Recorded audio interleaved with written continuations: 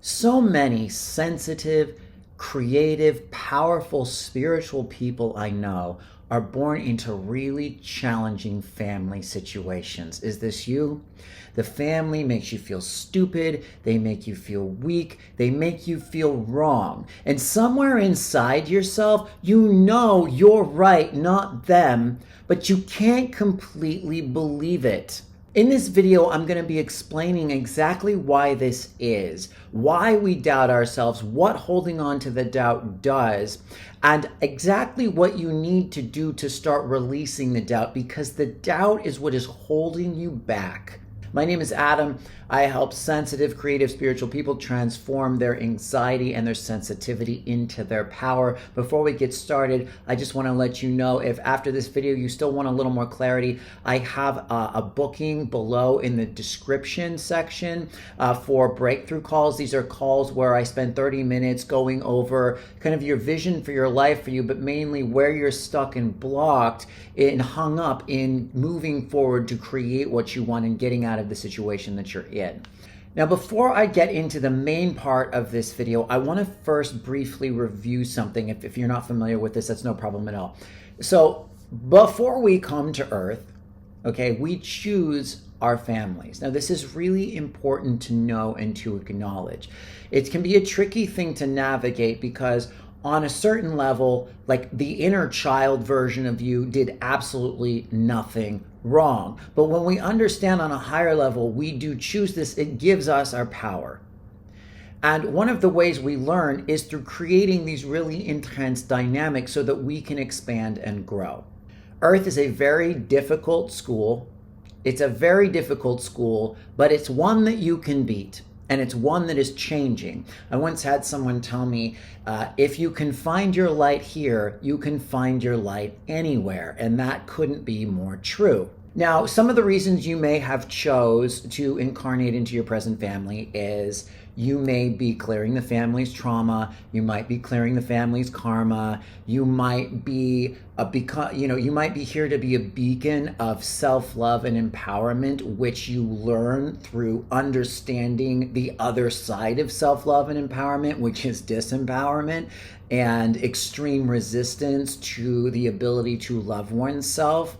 So when you start to see the family as sort of agents in helping to facilitate this for you, albeit very unintentionally a lot of times on their part, it can help you to find, some more strength and light within yourself. Now, a couple quick points I want to make here.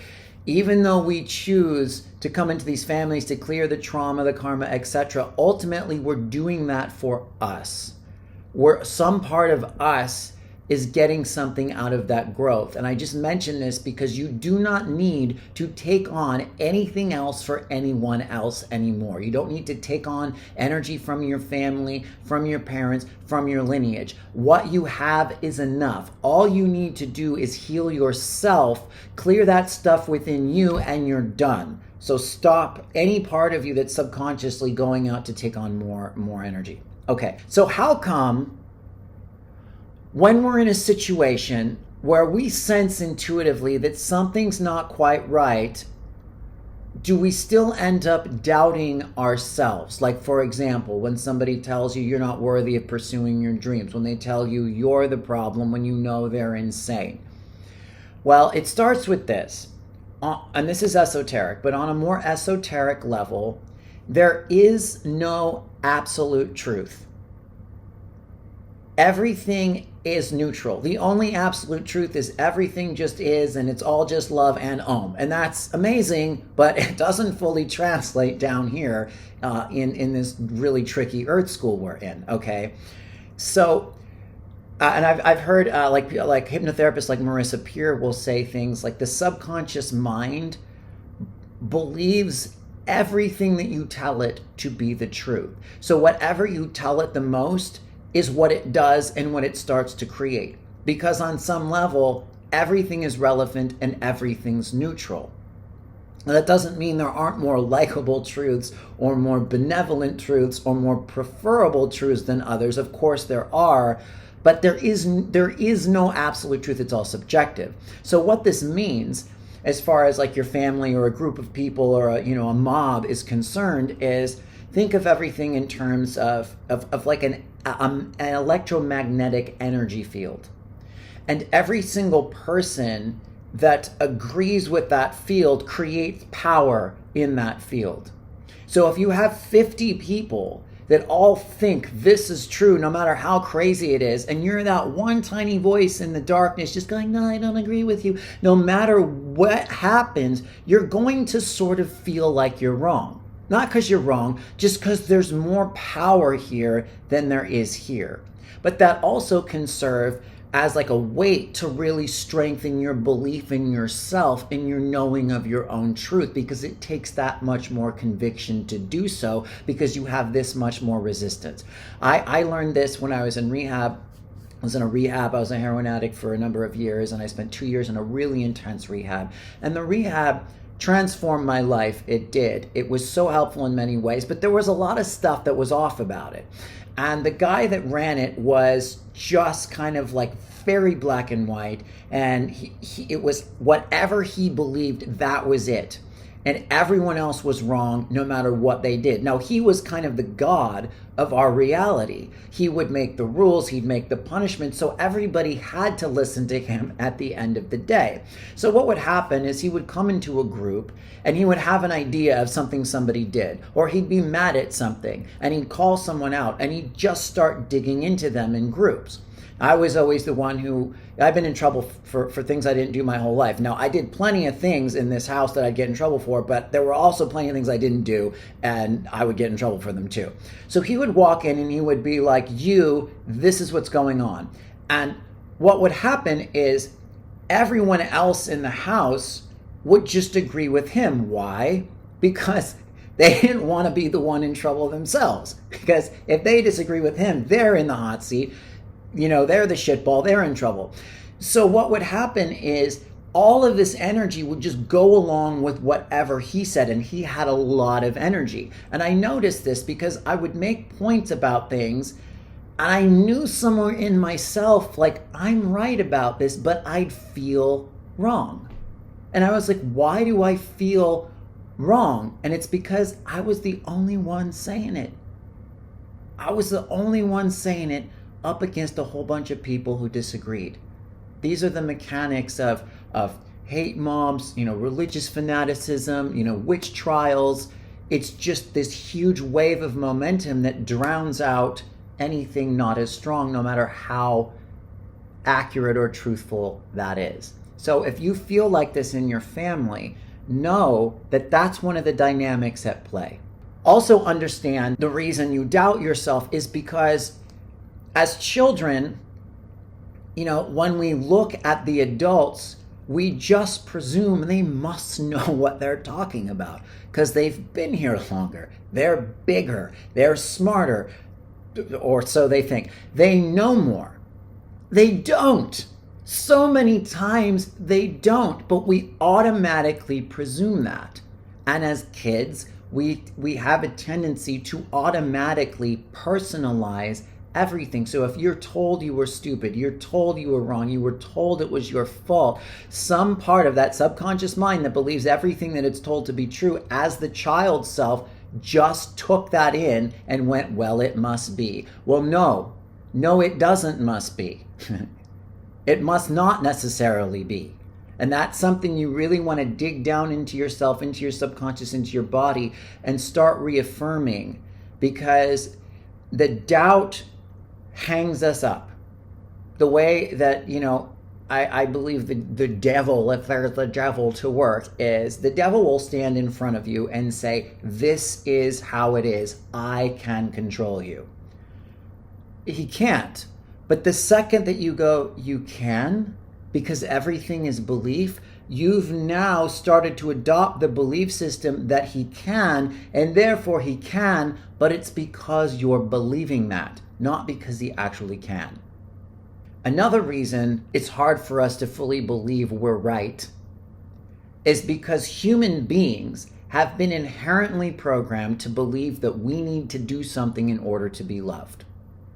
So we're all of us, it doesn't matter race, creed, sex, gender, none of that matters. We are all born with this fundamental thing that states you are not worthy of your existence or love as you are. You have to do something to earn it or do something to prove it. This comes from every conceivable angle. It's in original sin in Christianity. It's in the demonization of desire in the Eastern philosophies. It's in your meaningless monkey automaton with no purpose in Darwinism. It's in environmentalism. I'm not getting into the truth of that, but the belief that every time you exhale, you're killing your planet makes you feel like I'm a worthless piece of shit for existing. So just know that is so deep in your DNA and everyone else's, you're also up against that. But the good news is when you start to question these things and become aware of them, you can reverse them.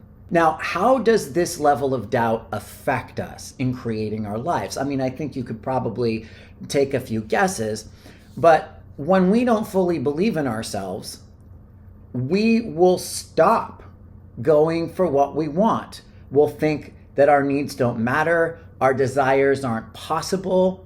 The reason people don't have motivation is because they don't believe that their needs, desires, or wants are possible. And if what you want is impossible, why are you going to have motivation? You're not. Well, if you were told that consistently as a child, it's just going to be so ingrained in you that you have no motivation, that you don't even know why. You don't even know what you want to do.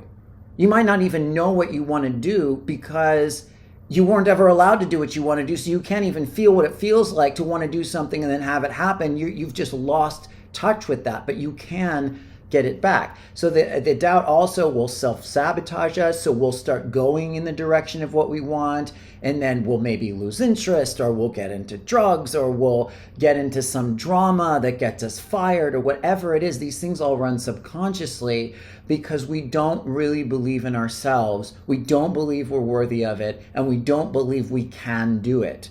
So we're always doubting internally. Every step you take, every move you make, every breath you take, you're doubting you. It will also cause you to make, I don't want to say the wrong decision, but you will subconsciously draw in people that are not necessarily beneficial for you because you're used to not being worthy of love. You're used to being traumatized. Now, how do you release this doubt? How do you release the doubt? And this is it's a very deep thing. It takes time. It does. One of the ways is something I talk about all the time, questioning your belief systems, finding out what your belief systems are, where they originated from, learning how to work somatically with the trauma in your nervous system, because everything you went through as a child is stored in your body, in your reactions. I make this example a lot, like if someone was hit as a child, anytime someone moves their hand really quickly, even if they're just getting their hair cut or they're just out and about and walking through a mall or something, they'll jump because their nervous system is still responding to what happened when they were kids. So as you learn how to work somatically with the nervous system, which is something I help people with, this will help. One of the things that you want to do is to release the polarity of right and wrong. Okay? One of the reasons you believe you're wrong or you doubt yourself is because you believe you're wrong, because we've been taught there's a right and wrong. It's not so much about seeing things as right and wrong. It's about seeing things through like love versus not as much love. Like I said, there's no absolute truth. So anything you believe can become true. It's not wrong, but it's not right. So you want to think of things in terms of like, how loving is it? How aligned with integrity is it? How respectful and empowering is it? If somebody's constantly running you down, even if they may have had a point, because sometimes the most hypocritical people, they're not looking at themselves, but they do have points. They're not coming from love. It could be something you could improve upon, but you're not a worthless piece of shit for it. If they're not coming from love, you don't want to listen to it. And you can kind of make that the barometer for right and wrong. I know I just said to let go of right and wrong. But if it's not loving, it's wrong. If it's not supportive of you, it's fucking wrong. Let it go. And when you do that, you start to see how your treatment was not correct because you didn't deserve it. And you need to sort of just make a claim, like in yourself, that I know as a kid, I know I sensed something was not right. It's not. You kind of just have to claim it. These people were sick. And it's not because necessarily they're evil. It's because they were a mess too. They don't feel worthy of love. They were deeply traumatized. They hated themselves, and you were just the punching bag. Not because you did anything, but just because you were there. Which is messed up. But the reason the things stick to us, the trauma sticks to us, is because we believe it. We believe it's correct. When you know it's not, it'll start to just fall off of you and transmute and dissolve, and you'll start to attract the people, places, things, and events that can help you release all of the hang-ups. And then when you know fully like who you truly are and that you deserve to be treated with love and respect and your voice deserves to be heard, what will happen is you will begin to move forward in that direction, leaving those kinds of people behind, saying no when they try to pop into your life, cutting cords with them if that's what you need to do, and you will start to create momentum for the life that you actually deserve and are meant to have as that sensitive soul that incarnated into a difficult family. You will see this as part of your mission. You will see yourself as a warrior that was able to overcome all of this really gnarly stuff to create something amazing, and then also to help other people, and your whole energy will shift. But you gotta just kind of, it's like that flag of truth of like, I know that I was right. I was right that this treatment is not correct. I'm not a worthless piece of shit. No matter what you did, you're not a worthless piece of shit. Even if you did something that you're not terribly proud of, it's just something you did. It's not who you are. See, we identify as I am this behavior. You're the being behind the behaviors. You're all of it. And it's all valid. Anyway, let me know what you think of this. Please leave me any questions, comments, revelations, breakthroughs. I have a free book list below. If it's something that calls to you, you can download. It's 15 books that really help me heal a lot. Other than that, thank you so much for watching. I always very much appreciate everybody who watches my videos. And until next time, bye-bye.